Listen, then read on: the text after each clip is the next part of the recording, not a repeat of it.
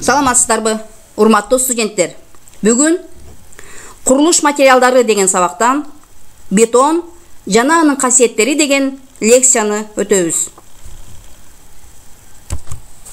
Лекциянын планы: биринчи, бетон жөнүндө маалымат, бетондун классификациясы. Экинчи, бетондун курамындагы материалдар.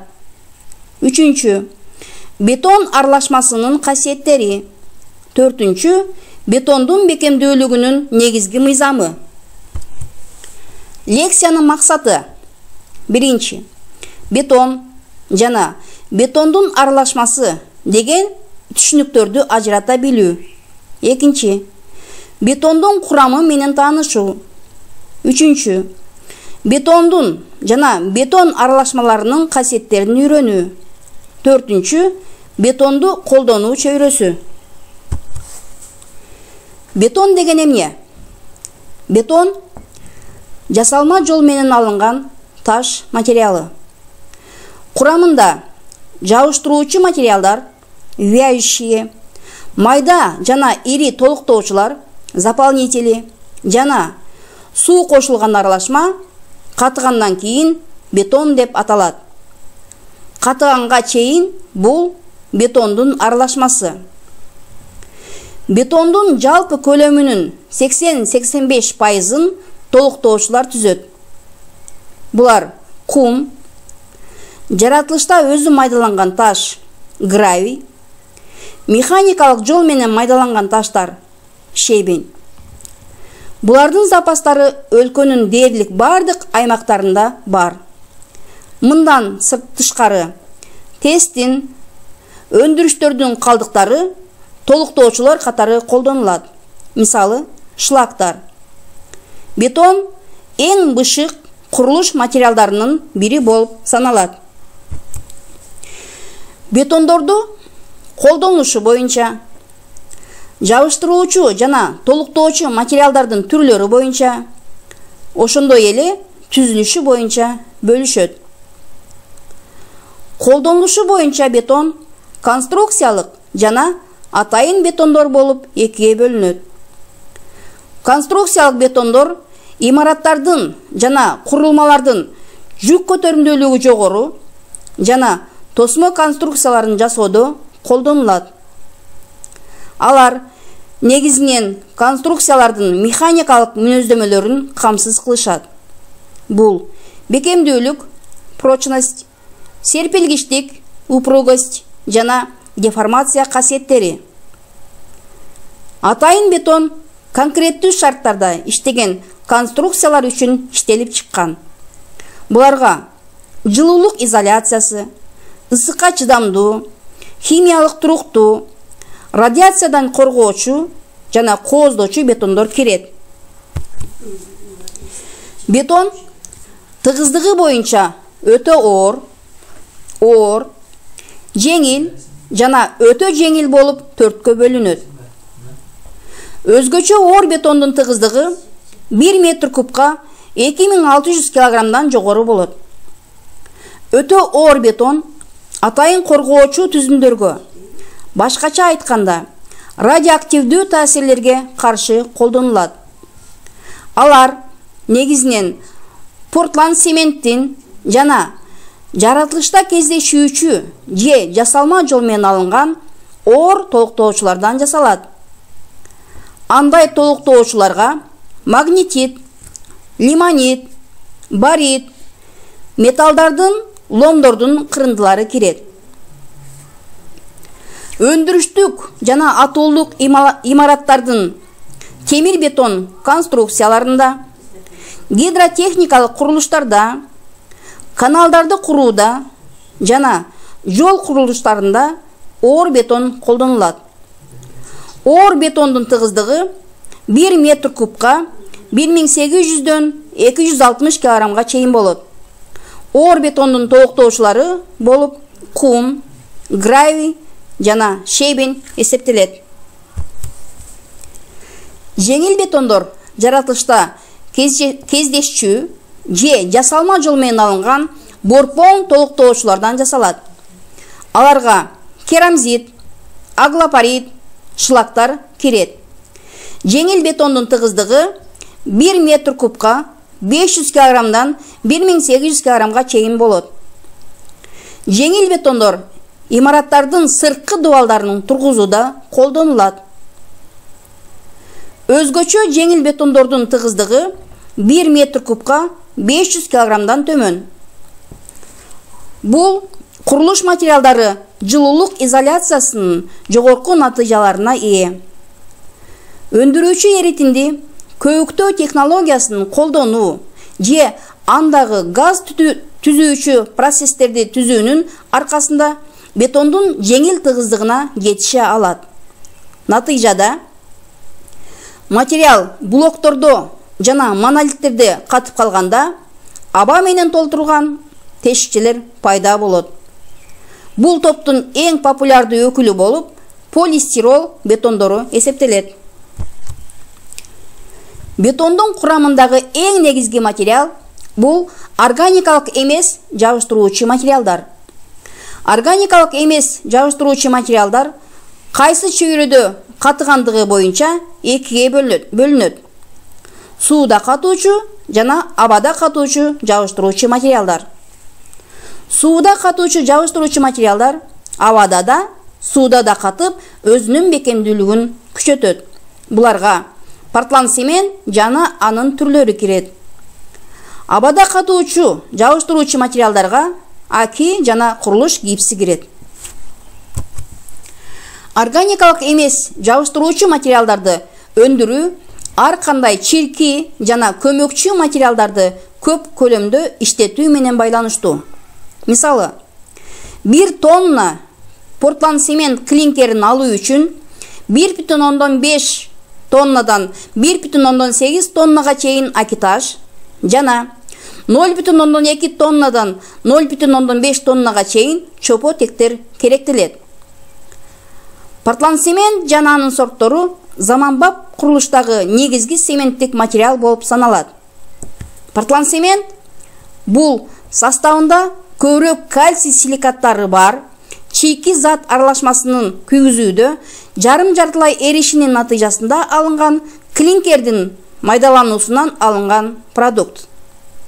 Курулушта портландцемент жана анын түрлөрү бетон жана темир бетон буюмдарын алууда негизги материал.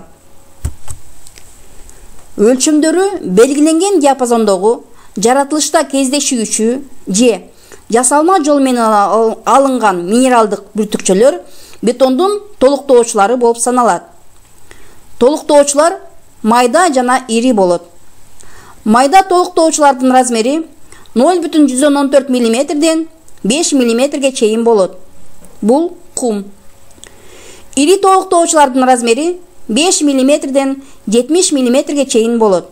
Булар шебень жана гравий. Массивдүү конструкцияларды бетондоодо размери 150 мм болгон таштар толуктоочу катары колдонулат. Толуктоочулар табигый, жасалма жана өнөр жай калдыктары болуп бөлүнөт.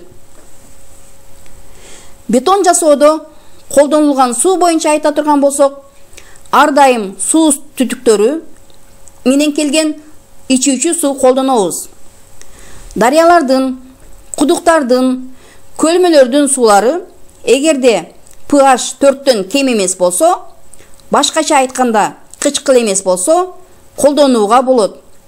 Саздардын, туздуу көлдөрдүн сууларын колдонгонго болбойт. Бетон аралашмасынын касиеттери.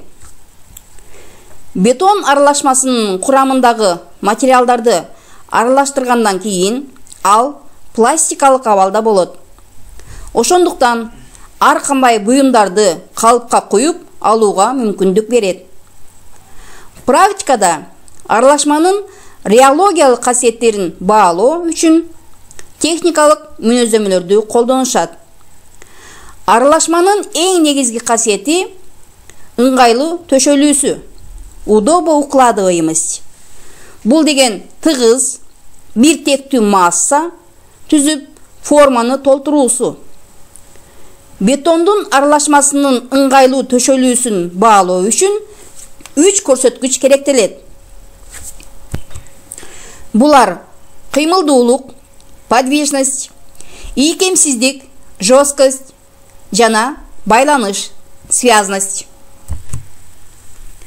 Бетон аралашмасынын кыймылдуулугун аныктоо. Кыймылдуулук атайын металлдан жасалган кесилген конустун жардамы менен аныкталат. Кесилген конусту даярдалган аралашма менен толтурабыз. Арматура менен ныгырып тыгыздайбыз. Акырын форманы жогору көтөрүп алабыз. Аралашма өзүнүн оордук салмагы менен чөгөт. Кесилген конустун бийиктиги менен чөккөн аралашманын бийиктигинин айырмасы аралашманын кыймылдуулугун мүнөздөйт жана конустун чөгүшү осадка конуса деп аталат. Бетон аралашмасынын ийкемсиздигин аныктоо. Ийкемсиздик коюу аралашманын конустук чөкмөсү нөлгө барабар. Ошондуктан алардын ийкемсиздигин аныктайбыз. Чөкпөгөн аралашма салынган идишти термелүү аянтчага, виброплощадкага коебуз. Термелүүдө аралашма тегизделип, ныгырылат. Тегиздөө үчүн талап кылынган убакыт аралашманын ийкемсиздигин аныктайт. Бетондун бекемдигинин аралашмага кошулган суунун көлөмүнө болгон көз карандылыгын карап көрөлү. Бул көз карандылык эки бутагы бар ийри сызык менен сүрөттөлөт. Сол бутакты карасак, суу аз болгондуктан аралашма ийкемсиз болуп, жакшы аралашпай калгандыктан бетондун бекемдүүлүгү төмөн болуп турат. Суунун көлөмү жогорулаган сайын цемент камырынын көлөмү көбөйүп, анын ийкемдүүлүгү азаят. Ийилгендик ийри максимуму ушул тыгыздоо ыкмасы үчүн суу чыгымынын оптималдуулугуна шайкеш келет. Мында аралашма эң катуу жабышатта бекемдүүлүк жогору болот.